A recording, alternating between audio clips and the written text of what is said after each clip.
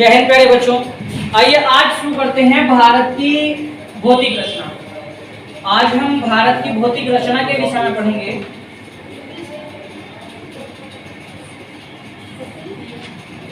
तो भारत की अगर भौतिक रचना हम करते हैं तो भौतिक रचना और धरातल के आधार पर भारत को 4 भागों में बांटा गया है। ठीक है, भौतिक रचना और धरातल के आधार पर भारत को कितने भागों में बांटा गया? 4 भागों में। ठीक है, एक बार मैप पे ध्यान देंगे क्योंकि मैप के अकॉर्डिंग अगर पढ़ लेते हैं तो बहुत जल्दी चीजें याद हो जाती हैं।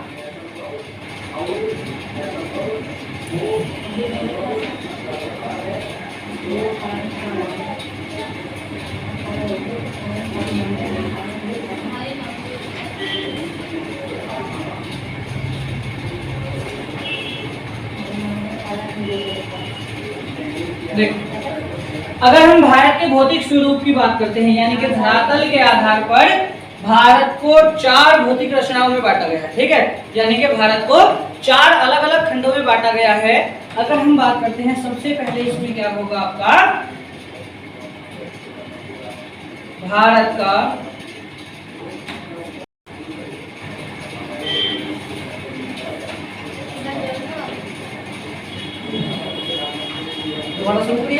ऐसे चलती है। तो पहला है भारत का पर्वतीय क्षेत्र, दूसरा होगा आपका उत्तर भारत का या उत्तर का मैदानी क्षेत्र, उत्तर का मैदानी क्षेत्र, और तीसरा होगा प्रायद्वीपीय भारत, प्रायद्वीपीय भारत, और फोर्थ होगा मरुस्थलीय क्षेत्र। और फोर्थ क्या होगा? मरुस्थलीय क्षेत्र। अब अगर हम प्रायद्वीपीय भारत की बात करते हैं तो प्रायद्वीपीय भारत को भी हमने अलग अलग खंडों में बांटा हुआ है। ठीक है, जैसे अगर हम सबसे पहले बात करते हैं तो पहला हिस्सा हो गया भारत का पर्वतीय क्षेत्र। ठीक है, अगर हम भारत के पर्वतीय क्षेत्र की बात करेंगे तो पर्वतीय क्षेत्र की जनरली भारत का ये पर्वतीय क्षेत्र वाला जो हिस्सा है उत्तर भारत के हिस्से में आता है। ठीक है, यानी कि आपका पूरा कश्मीर, लद्दाख, यहाँ हो गया आपका पंजाब, या आपका उत्तराखंड, सॉरी हिमाचल प्रदेश, और नीचे यहाँ पर उत्तराखंड। ठीक है, और इस तरह से यहाँ इसके ऊपर से उत्तर प्रदेश के ऊपर से निकल जाती है इस तरह से पर्वत श्रृंखलाएं। ठीक है, और ये पहुंचती है आपकी इधर अरुणाचल प्रदेश, असम, नागालैंड और आपका मेघालय। तो ये ऊपर वाला जो हिस्सा है भारत का ये पूरे का पूरा क्या है? पर्वतीय क्षेत्र। यहाँ पूरे में क्या है? पर्वत। इस पूरे क्षेत्र में क्या है? पर्वतों का विस्तार है। ठीक है, अलग अलग पर्वत श्रृंखलाएं यहाँ है, जिसमें सबसे बड़ी पर्वत श्रृंखला कौन सी है? हिमालय। तो भारत के उत्तर में स्थित सबसे बड़ी पर्वत श्रृंखला हिमालय, इसी का एक हिस्सा है। इसके विषय में अभी हम विस्तृत चर्चा भी करेंगे। ठीक है, इसके बाद अगर हम बात करते हैं उत्तर भारत के मैदानी क्षेत्र की, तो क्या हुआ? जैसे पर्वतों का निर्माण हुआ, ठीक है, पर्वतों से नदियां उतरी, उनसे नदियों का निर्माण हुआ। किस तरह से पर्वतों से नदियों का निर्माण होगा उसके बारे में अभी हम चर्चा करेंगे। अभी केवल इन 4 क्षेत्रों के बारे में देखते हैं कि ये कहाँ कहाँ है। सबसे पहला हुआ भारत का पर्वतीय क्षेत्र। उसके बाद उत्तर मैदान की बात करेंगे तो कहा जाता है कि उत्तर मैदान का जो निर्माण हुआ वो नदियों से हुआ। जैसे पर्वतों से नदियां उतरी, ठीक है, और नदियां अपने साथ पर्वतीय मिट्टी काट कर लाई, उसने नीचे क्या कर दिया? पर्वतों से नीचे समतल मैदान बना दिया, प्लेन मैदान। जैसे उत्तर प्रदेश में प्लेन है ना, तो इसको कहते हैं हम क्या? मैदानी क्षेत्र। तो ये क्या है? उत्तर का मैदानी क्षेत्र। इसको क्या कहा जाता है? उत्तर का मैदानी क्षेत्र। जो ये आपका उत्तर प्रदेश है, इधर असम है, बिहार है, ये आपका पूरे का पूरा जो क्षेत्र है वो क्या होता है? उत्तर का मैदानी क्षेत्र। और अगर हम बात करते हैं मरुस्थलीय क्षेत्र की तो तीसरा हिस्सा ये जो होगा आपका राजस्थान और गुजरात का, ये क्या होगा? मरुस्थलीय क्षेत्र। और अगर हम बात करते हैं अब भारत के बिल्कुल बीचों बीच से, लगभग बीचों बीच से एक अक्षांश रेखा गुजरती है जिसको क्या कहा जाता है? कर्क रेखा। क्या कहते हैं इसको? कर्क रेखा। इस 23.5 डिग्री कर्क रेखा के अगर नीचे की बात करते हैं तो 23.5 डिग्री कर्क रेखा से नीचे का जो भारत है इसको क्या कहा जाता है? दक्षिण भारत। इसी का ही दूसरा नाम क्या है? प्रायद्वीपीय भारत। ठीक है, इस रेखा से ऊपर का जो हिस्सा है वो उत्तर भारत कहा जाता है, इस रेखा से नीचे का जो हिस्सा है उसको दक्षिण भारत। इस रेखा से ऊपर वाला हिस्सा उत्तर भारत और नीचे वाला हिस्सा दक्षिण भारत। अब देखो अगर दक्षिण भारत की हम बात करते हैं, ठीक है, कहते हैं ना साउथ वाली मूवी, तो वो साउथ यानी कि दक्षिण, ठीक है, तो वो दक्षिण भारत यही वाला है। अगर हम साउथ यानी कि दक्षिण की बात करते हैं तो दक्षिणी हिस्से में यहाँ ये आपका दक्षिण पश्चिमी हिस्सा जो है, ठीक है, इस साइड आपका है अरब सागर, इधर की तरफ क्या है अरब सागर। और अगर हम बिल्कुल दक्षिण में बात करते हैं तो यहाँ क्या है हिंद महासागर। और अगर बात करते हैं दक्षिण पूर्व की तो ये क्या होगी इधर बंगाल की खाड़ी, यहाँ क्या है बंगाल की खाड़ी। अब ये तीनों साइड की जो एरिया हुई, ये एरिया जो हुई वो आपकी पानी से घिरी हुई, यानी कि अरब सागर है, ये भी समुद्र हो गया, हिंद महासागर है, यहाँ भी समुद्र है, और जो आपका दक्षिण पूर्व का हिस्सा है ये भी क्या है बंगाल की खाड़ी, ये भी समुद्र का हिस्सा हो गया।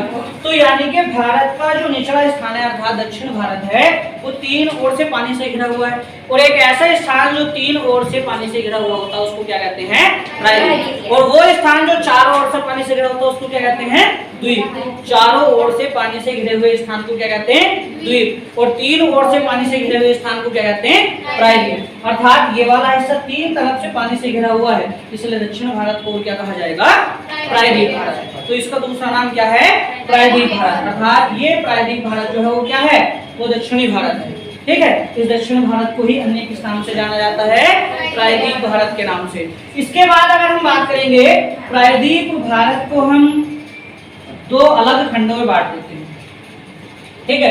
प्रायद्वीप भारत के दो अलग अलग हिस्से हैं, क्या है, एक तो आपका ये तटीय क्षेत्र, ये हो गया आपका तटीय यानी कि तट हो गए ये आपके किनारे, ठीक है। जो दक्षिण भारत के किनारे हैं, प्रायद्वीप भारत के किनारे हैं जो समुद्र के साथ सीमा बना रहे हैं, इनको प्रायद्वीप भारत के उपखंड के रूप में पढ़ा जाता है। यानी कि बीच वाला जो हिस्सा है ये तो है पठारी क्षेत्र, जो बीच वाला हिस्सा है ये त्रिभुजाकार ये कैसा है ये पठारी क्षेत्र है, और ये जो किनारे हैं इनको तटीय क्षेत्र के नाम से जाना जाता। तो प्रायद्वीपीय भारत का एक हिस्सा क्या हो गया तटीय क्षेत्र, इसका एक उपखंड क्या हुआ तटीय क्षेत्र, ठीक है। इसके बाद अगर हम देखते हैं तो यहाँ है आपका लक्षद्वीप, और इधर क्या है आपका अंडमान निकोबार द्वीप समूह, यहाँ है आपका दमन और दादरा नगर हवेली। तो ये जो हमारे द्वीप हैं, अगर इन द्वीपों को भी हम देख लेते हैं, ये द्वीप जो है ये भी समुद्र की तरफ से लगे हुए हैं नीचे वाले राज्यों के साथ, तो इसलिए ये भी प्रायद्वीपीय भारत का हिस्सा है। लेकिन प्रायद्वीपीय भारत के जब हम उपखंड पढ़ते हैं तो इसका उपखंड के रूप में हम किसको पढ़ते हैं द्वीप समूह, इसके उपखंड के रूप में हम और क्या पढ़ते हैं द्वीप समूह। यानी कि प्रायद्वीपीय भारत के उपखंड होंगे कौन कौन से तटीय क्षेत्र और द्वीप समूह। द्वीप समूह का मतलब क्या हो गया जिसमें आपका अंडमान निकोबार द्वीप है, यहाँ आपका लक्षद्वीप है, ये पढ़ ले आते हैं उसमें। लेकिन तटीय क्षेत्र की बात करते हैं तो ये जो आपके भारत के 9 राज्य हैं, ठीक है, पिछली क्लास में हमने इसकी बात की थी कि भारत के कितने राज्य तटीय सीमा बनाते हैं 9। तो ये तटीय सीमा बनाने वाले सभी राज्यों का जो तटीय किनारा है उसको हम क्या कहते हैं तटीय क्षेत्र, ठीक है। अच्छा, सबसे लंबी तटरेखा किसके साथ बनती है गुजरात के, ठीक है। इसके बाद अगर हम बात करेंगे देखो 4 हिस्से ये हो गए, 5वां हुआ आपका तटीय क्षेत्र और 6वां हुआ द्वीप समूह, ठीक है। लेकिन एक चीज का ध्यान रखना है, पेपर में डायरेक्टली क्वेश्चन पूछा आता है कि भारत को कितने भौतिक क्षेत्रों में बांटा गया है। तो भारत के कितने भौतिक क्षेत्र या भौगोलिक क्षेत्र हैं 4, ठीक है। भारत को कितने भौगोलिक क्षेत्रों में बांटा गया है 4, ठीक है। इन 4 के बाद प्रायद्वीपीय भारत के 2 उपखंड हैं तटीय क्षेत्र और द्वीप समूह, क्लियर है यहाँ तक। इसके बाद अगर हम बात करते हैं कि अब देखो यहाँ हम मैप पे देखते हैं कि पूरे का पूरा भारत इन 4 क्षेत्रों में कंप्लीट हो गया, कवर हो गया है ना। तो इस तरह से हमने 4 भागों में पूरे भारत को पढ़ना है। अब इन 4 भागों में पूरे भारत को हम पढ़ेंगे, यानी कि पूरे भारत को पढ़ने के लिए हमें केवल ये 4 चीजें पढ़नी है, ठीक। जिसमें सबसे पहला हमारा पॉइंट क्या होगा भारत का पर्वतीय क्षेत्र। इसके बाद भारत के पर्वतीय क्षेत्र की अगर हम बात करेंगे, अब हम क्या करेंगे भारत के चारों भौतिक स्वरूपों को, जो भौतिक रचनाएं हैं, जो 4 भौगोलिक क्षेत्र हमने अभी लिखे थे, इन चारों भौगोलिक क्षेत्रों को क्रम से हम पढ़ेंगे, जिसमें सबसे पहला पॉइंट हमारे पास होगा भारत का पर्वतीय क्षेत्र। और भारत के पर्वतीय क्षेत्र से हम भारत के अंदर अब भारत का विस्तार पढ़ना शुरू करेंगे। तो देखते हैं सबसे पहले भारत का पर्वतीय क्षेत्र, और भारतीय पर्वतीय क्षेत्र में सबसे पहले कौन सी पर्वतीय श्रृंखला का विस्तार हम पढ़ने वाले हैं हिमालय। सबसे पहले हम क्या पढ़ने वाले हैं हिमालय के विषय में। अब अगर हम हिमालय पर्वत श्रृंखला की बात करते हैं, ठीक है, एक वर्ड होता है पर्वत और एक होती है पर्वत श्रृंखला। तो पर्वत का मतलब क्या है कि कोई एक सिंगल पहाड़ी है, और पर्वत श्रृंखला मतलब एक पूरी की पूरी पहाड़ों की श्रृंखला है। तो हिमालय जो है वो पर्वत नहीं है बल्कि एक पर्वत श्रृंखला है। इस पर बहुत सारे छोटे छोटे बहुत बड़े बड़े पर्वत पड़ते हैं। ठीक है, तो अगर हम हिमालय की बात करते हैं तो हिमालय से आपके मोस्टली कई बार एग्जाम में क्वेश्चन पूछा जाता है। तो हिमालय की अगर हम बात करते हैं तो सबसे पहले चीज हिमालय की उत्पत्ति कैसे हुई, क्या घटना हुई, किस तरह से हिमालय बना, ठीक है, वो सारी चीज हम पढ़ेंगे। क्योंकि हिमालय जो है प्री कैम्ब्रियन युग में इसका निर्माण हुआ था। प्री कैम्ब्रियन युग में क्या हुआ कि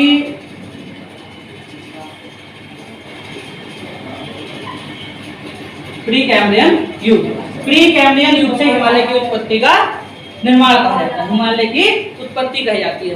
कहा जाता है कि प्री कैम्ब्रियन युग में जिस समय हिमालय की उत्पत्ति हुई थी उस समय यहाँ क्या था, एक भारत के उत्तर में, ठीक है, भारत के उत्तर में क्या होता था, एक सागर था, एक समुद्र था जिसका नाम होता था टेथीज सागर। एक सागर था, उस सागर का नाम क्या था, टेथीज सागर। अब ये टेथीज सागर जो था इसके किनारे पर जो है ये श्रृंखलाएं होती पर कुछ पर्वत थे, ठीक है, कुछ पर्वत चोटियां थी इसके किनारे पर। तो इस पर्वत के हिस्से को कहा जाता था, जो इस टेथीज सागर के किनारे पर ये पर्वत थे इनको ट्रांस हिमालय के नाम से जाना जाता था। ये होता था ट्रांस हिमालय। तो हिमालय का सबसे प्राचीन भाग जो है वो कौन सा होगा, ट्रांस हिमालय, क्योंकि हिमालय के निर्माण से भी पहले का है। ठीक है, अब होता क्या है कि यहाँ जो था पर्वत थे, उसके चारों तरफ बीच में एक सागर होता था जिसका नाम क्या था, टेथीज सागर। अब कालांतर में क्या हुआ, प्री कैम्ब्रियन युग की हम बात कर रहे हैं, तो प्री कैम्ब्रियन युग में क्या हुआ, जैसे गोल धरती है, इस गोल धरती पर हमें पता है कि प्लेट्स के माध्यम से ये धरती आपस में जुड़ी हुई है, यानी कि प्लेट्स के माध्यम से इसमें जॉइंट आपस में जुड़े हुए हैं धरती के इस तरह से। जैसे सपोज करो कि अलग अलग प्लेट्स हैं, ये आपस में जुड़ी हुई है। अब क्या हुआ, जैसे मान लो कि यहाँ आपका टेथीज सागर है, ठीक है, तो इस जगह पर ये वाली जो प्लेट थी ये किसी भूकंप के कारण, बहुत बड़े अपरदन के कारण आपस में क्या हो गई, बहुत ही तेज गति के साथ टकरा जाती है। ठीक है, जिस समय हमने पढ़ा था कि सबसे पहले धरती जो थी वो पैंजिया क्षेत्र कहलाता था, जो आपका पूरे का पूरा स्थलीय धरातल होता था, उसको हम क्या कहते थे, पैंजिया। जैसे जैसे प्री कैम्ब्रियन युग में हमने पढ़ा था कि पैंजिया टूटना शुरू हुआ, जब पैंजिया टूटना शुरू हुआ उस समय हमने पढ़ा था कि बहुत तेज गति से प्लेटों के टकराने की प्रक्रिया चल रही थी, वो टूट टूट के सारे हिस्से अलग हो गए थे और आज 8 महाद्वीपों के आपका महाद्वीपों के रूप में अलग अलग बटे हुए हैं।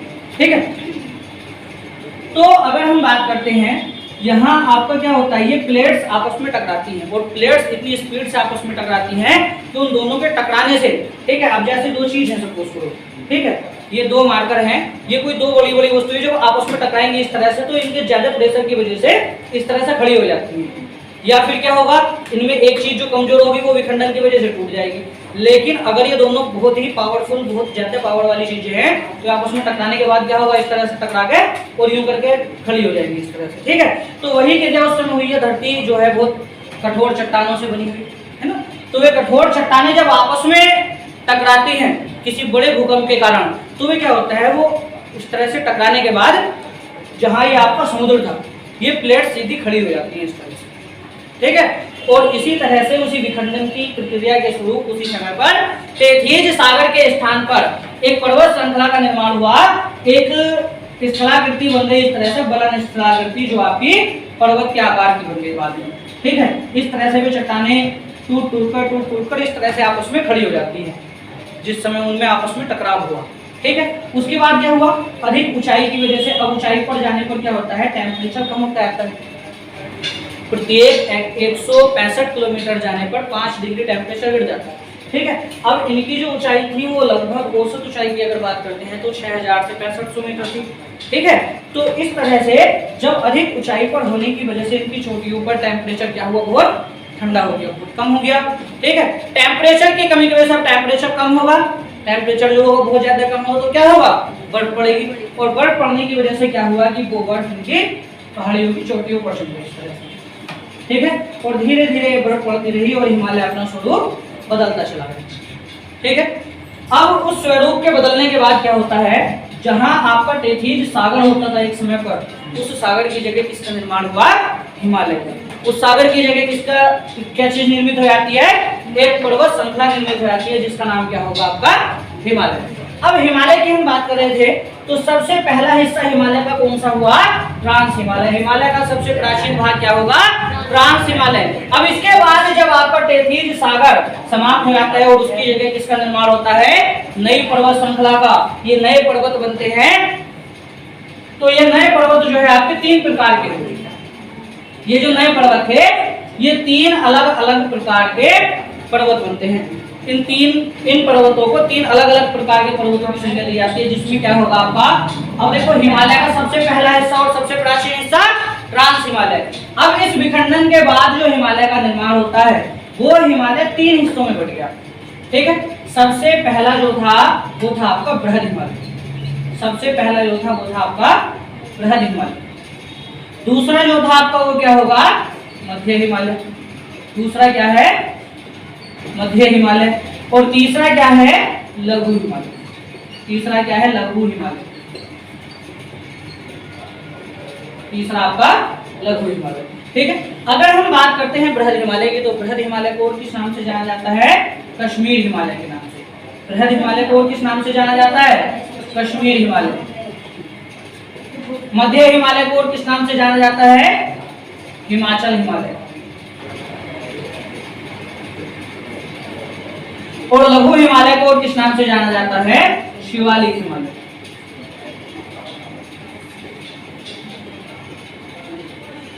अब इस हिमालय के जो ये 3 अलग अलग खंड बनाए गए, ये 3 अलग अलग नाम किसी अलग अलग विशेषता के आधार पर ही तो दिए गए होंगे। तो विशेषता क्या थी? पर्वतों की ऊंचाई।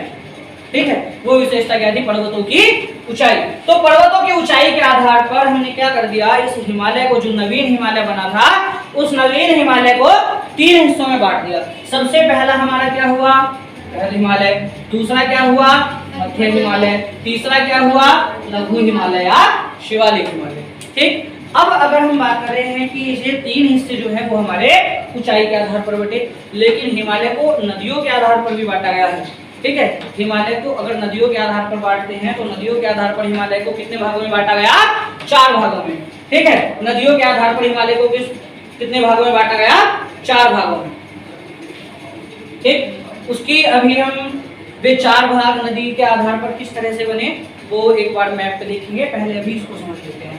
तो अगर बृहद हिमालय, कश्मीर हिमालय की हम बात करते हैं तो हिमालय का वो हिस्सा जिस पर हिमालय की, जब नवनिर्मित हिमालय बना यानी कि नवीन हिमालय का निर्माण हुआ, तो उस नवीन हिमालय के निर्माण के बाद हिमालय की जो सबसे ऊंची चोटियां थी, ठीक है, जिनकी औसत ऊंचाई 4,500 मीटर यानी कि 4500 मीटर से लगभग 6000 मीटर थी। जिनकी औसत ऊंचाई 4500 मीटर से 6000 मीटर थी, उसको क्या नाम दिया गया? बृहद हिमालय या कश्मीर हिमालय। इसके बाद अगर हम बात करते हैं इनसे निम्न ऊंचाई की चोटियां जो आपकी लगभग 3000 मीटर से 4500 मीटर तक ऊंचाई की थी। 3000 मीटर से 4500 मीटर तक औसत ऊंचाई की जो चोटियां थी उनको क्या नाम दिया गया? मध्य हिमालय। और आपकी 1500 मीटर से 3000 मीटर तक, 1500 मीटर से 3000 मीटर तक की औसत ऊंचाई की जो पहाड़ियां हैं उनको क्या नाम दिया गया?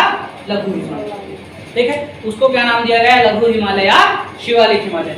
तो अब भारत के अगर उत्तर की हम बात करते हैं तो भारत के उत्तर में क्या है? पर्वतीय क्षेत्र है। उस पर्वतीय क्षेत्र में सबसे बड़ी श्रृंखला कौन सी है? हिमालय। और हिमालय की बात करेंगे, इसका निर्माण किस युग में हुआ? प्री-कैम्ब्रियन युग में। और हिमालय के निर्माण से पहले हिमालय की जो वर्तमान हिमालय है, इसके निर्माण से पहले हिमालय की जो एकमात्र श्रृंखला थी उसका नाम क्या था? ट्रांस हिमालय। और जहां आज का हिमालय है उस जगह पर एक समय क्या होता था? तेथीज सागर। उस तेथीज सागर के टूटने के बाद, भूखंडन के बाद किस चीज का निर्माण हुआ? हिमालय का जो नवीन हिमालय है उसका निर्माण हुआ। और नवीन हिमालय को कितने हिस्सों में बांटा गया? 3 हिस्सों में, बृहद हिमालय, मध्य हिमालय और लघु हिमालय।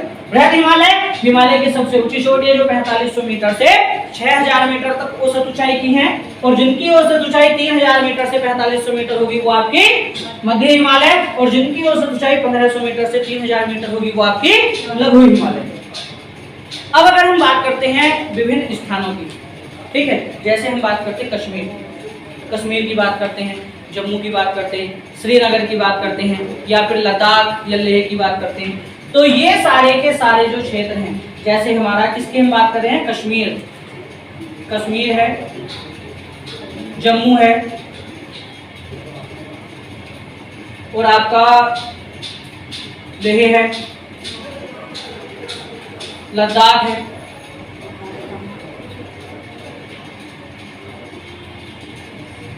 ठीक है। तो ये जो क्षेत्र हैं ये बृहद हिमालय का हिस्सा है।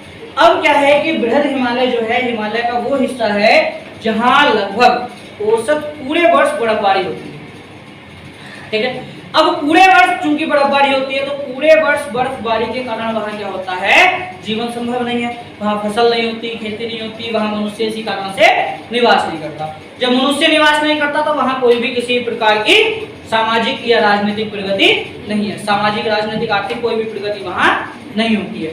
वहां लगभग पूरे साल बर्फ पड़ती रहती है, ठीक है, और वो बर्फ पिघलती है, उसी से किसका निर्माण होता है, नदियों का। उन नदियों के निर्माण की प्रक्रिया भी अभी हम देखेंगे, बहुत ही इंटरेस्टिंग पॉइंट हमारा नदियों का होता है, ठीक है। इस टॉपिक के बाद हम जब उत्तर भारत की नदियां पढ़ेंगे, उत्तर भारत का मैदानी क्षेत्र पढ़ेंगे, तब हम क्या पढ़ेंगे, नदियों का विस्तार, ठीक है। इसके बाद अगर हम बात करते हैं, देखो जम्मू कश्मीर है, लद्दाख है, लेह है, ये वाले क्षेत्र जो है आपके बृहद हिमालय का हिस्सा है। इन पर कोई भी राजनीतिक, सामाजिक या आर्थिक जो प्रतिक्रिया है वो नहीं होती है, ठीक है, क्योंकि हम पूरे वर्ष भर बर्फबारी होती है, इसी कारण से अभी हम मनुष्य का निवास नहीं है। इसके बाद क्या होगा, जो आपका मध्य हिमालय है, ठीक है, लेकिन अगर हम इन कश्मीर के और जम्मू के हिस्से की बात करते हैं, तो यहाँ कुछ समय पर क्या होता है, जैसे यहाँ कुछ इनके कुछ हिस्सों में जो निचले हिस्से हैं, ठीक है, वो आपके मध्य हिमालय भी आते हैं। जम्मू और कश्मीर के कुछ निचले हिस्से या लेह और लद्दाख के कुछ निचले हिस्से जो हैं वो आपके मध्य हिमालय में आते हैं, ठीक है। तो इनके जो निचले हिस्से हैं, इन सभी क्षेत्रों के निचले हिस्से, और इसके अलावा शिमला, ठीक है, और आपका हिमाचल प्रदेश, पूरे का पूरा हिमाचल प्रदेश है, ठीक है। हिमाचल प्रदेश में आपका शिमला है, कुल्लू मनाली है, धर्मशाला है, ठीक है, सोलन है। तो ये सारे के सारे हिमाचल प्रदेश के जो क्षेत्र हैं, ठीक है, या इसके अलावा आपका मसूरी है, ठीक है। तो मसूरी को वर्तमान स्थिति के हिसाब से अब जो है मध्य हिमालय की सीरीज से बाहर कर दिया गया, ठीक है। क्यों, अभी उसकी चर्चा करेंगे। तो मध्य हिमालय की अगर हम बात करते हैं, तो मध्य हिमालय का वो हिस्सा है, एक तो जिसकी औसत ऊंचाई क्या होगी 3000 मीटर से 4500 मीटर, और दूसरा जहां क्या होगा, औसत बर्फबारी लगभग पूरे वर्ष नहीं होगी, यानी कि लगभग 6, 7, 8 माह तक औसत, मतलब लगभग 5 से 6 माह औसत यहाँ की होती है, बर्फबारी होती है। यहाँ जो टेम्परेचर होता है वो बर्फबारी के कारण ही क्या होता है, ठंडा होता है, ठीक है। यहाँ जो है काफी दर्रे, अलग अलग दर्रे होते हैं, ठीक है, जो कभी ना कभी दर्रे, यानी कि एक वर्ड होता है दर्रे। दर्रे का मतलब क्या होता है, दो स्थानों को जोड़ने वाला, दो पर्वतों को जोड़ने वाला, या दो अलग अलग देशों को जोड़ने वाला प्राकृतिक रास्ता जो पर्वतों के माध्यम से होकर जाता है, उसको क्या कहते हैं, दर्रा कहते हैं, ठीक है। या किसी घाटियों के माध्यम से होकर जाता है, उसको क्या कहते हैं, दर्रे कहते हैं, ठीक। दर्रे के विषय में भी अभी हम पढ़ेंगे। तो मध्य हिमालय का वो क्षेत्र हुआ जहां लगभग औसत पहाड़ियों की औसत ऊंचाई जो है वो 3000 मीटर से 4500 मीटर, और बर्फबारी लगभग 5, 6, 7 माह औसत यहाँ होती है, ठीक है। अब चूंकि यहाँ इतने कम समय बर्फबारी होती है, तो यहाँ पूर्णतः जनता निवास भी करती है। यहाँ जनता की आर्थिक, सामाजिक, राजनीतिक गतिविधियां भी होती हैं, ठीक है। इसके अलावा यहाँ क्या होता है, जब जनता निवास करती है, उसकी सभी प्रकार की गतिविधियां यहाँ होती है, तो यहाँ जो है जीवन संभव है, इसी कारण वो रह भी रहे हैं, ठीक है। और यहाँ जो है इसी वजह से मतलब प्राकृतिक क्षेत्र है, और यहाँ पर क्या होती है, मानव गतिविधि सारी की सारी होती है। यहाँ जो है सरकारी अलग अलग तमाम प्रकार के केंद्र बने होते हैं, जैसे ITBP है, BSF है, ठीक है, उनके भी जो सेना के कैंप वगैरह बनाए जाते हैं यहाँ। इसके अलावा और क्या है, यहाँ सबसे फेमस चीज क्या है, मध्य हिमालय में सबसे फेमस चीज क्या है कि यहाँ जो है आपका पर्यटन स्थल है। भारत के अधिकांश पर्यटन स्थल जो है वो आपके मध्य हिमालय पर,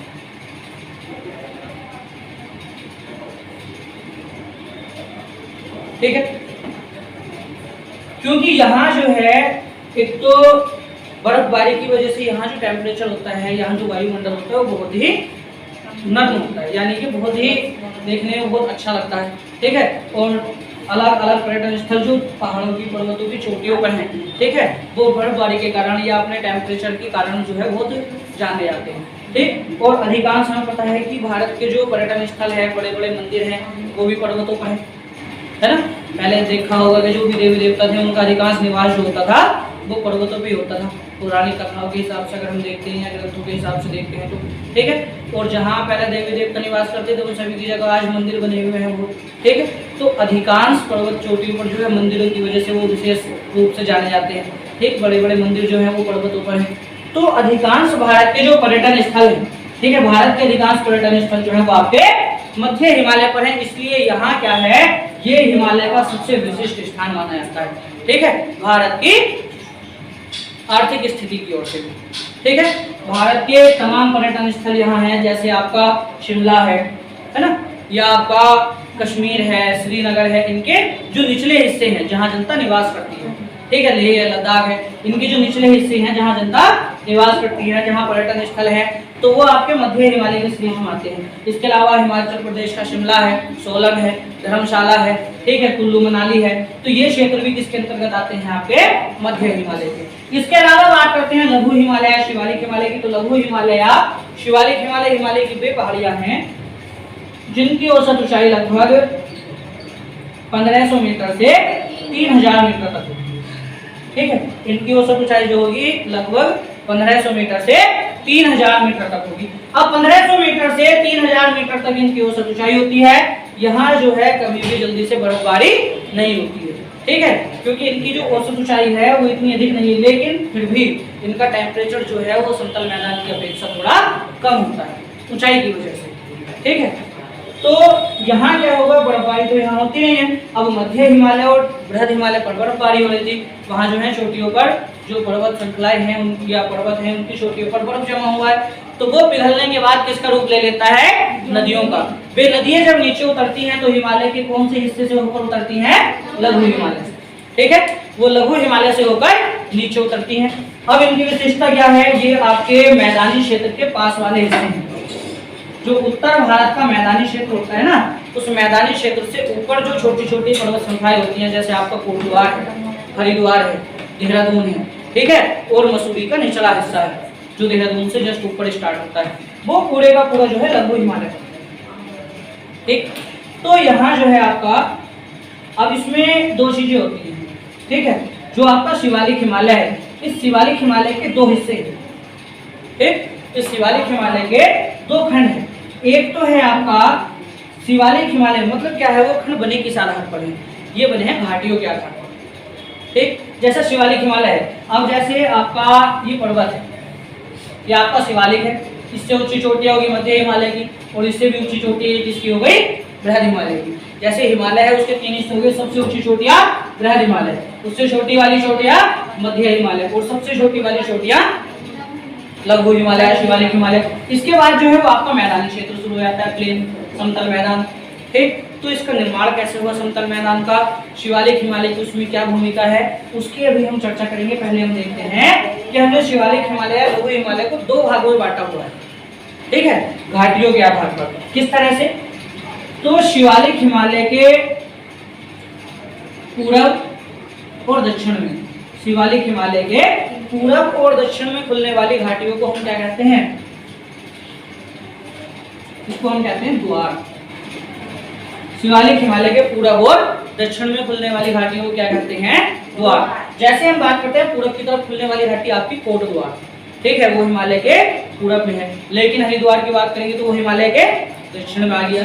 ठीक है, तो हिमालय के जो आपका शिवालिक हिमालय, लघु हिमालय है, तो शिवालिक हिमालय, लघु हिमालय के पूरब और दक्षिण में खुलने वाली घाटियों को क्या कहते हैं, द्वार कहते हैं। लेकिन अगर हम बात करेंगे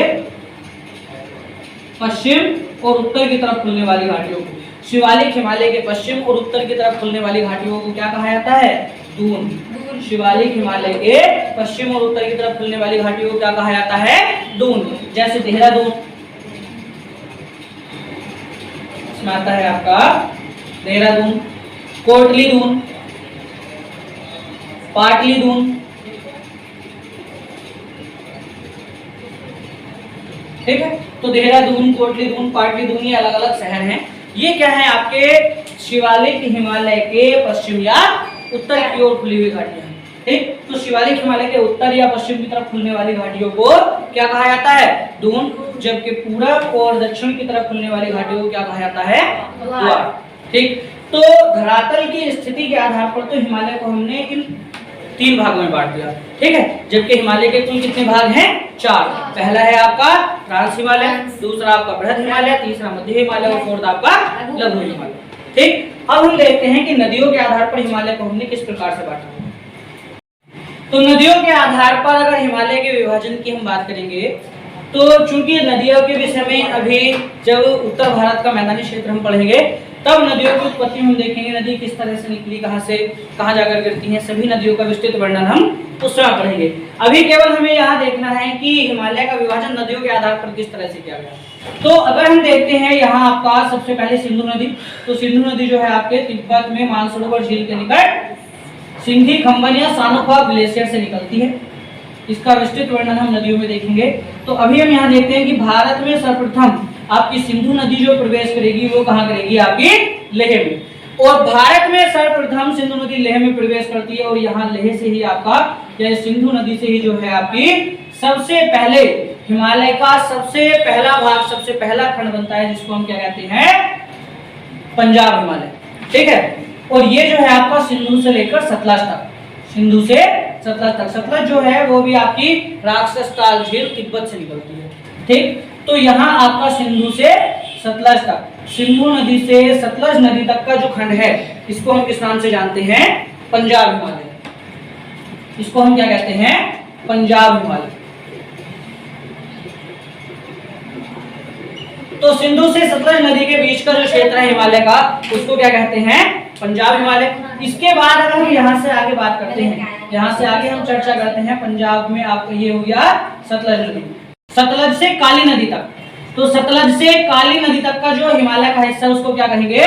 कुमाऊं हिमालय। इसके बाद अगर बात करते हैं काली नदी से तीस्ता नदी तक की, तो काली नदी से तीस्ता नदी तक की अगर बात करते हैं तो काली नदी से तीस्ता नदी तक का जो हिमालय है नेपाल हिमालय। यहाँ तक क्या होगा आपका? नेपाल हिमालय। और इसके बाद अगर हम बात करते हैं तीस्ता नदी से दिहांग नदी तक, तीस्ता नदी से दिहांग नदी तक, दिहांग किसकी सहायक नदी है? ब्रह्मपुत्र। ठीक है, तो तीस्ता नदी से अगर हम बात करते हैं दिहांग नदी तक की, तो तीस्ता से दिहांग तक का जो हिमालय है उसको क्या कहते हैं? असम हिमालय। उसको क्या कहा जाएगा? असम हिमालय। तो इस तरह से नदियों के आधार पर हिमालय का हम 4 भागों में विभाजन कर देते हैं। तो 4 भागों में विभाजन नदियों के आधार पर आपका हिमालय का होता है। और अगर धरातल के आधार पर बात करते हैं तब भी हिमालय कितने भागों में बढ़ता है? 4। जबकि नवीन हिमालय कितने भागों में बटा हुआ है? 3। ठीक है, और नदियों के आधार पर भी हिमालय कितने भागों में बढ़ गया? 4।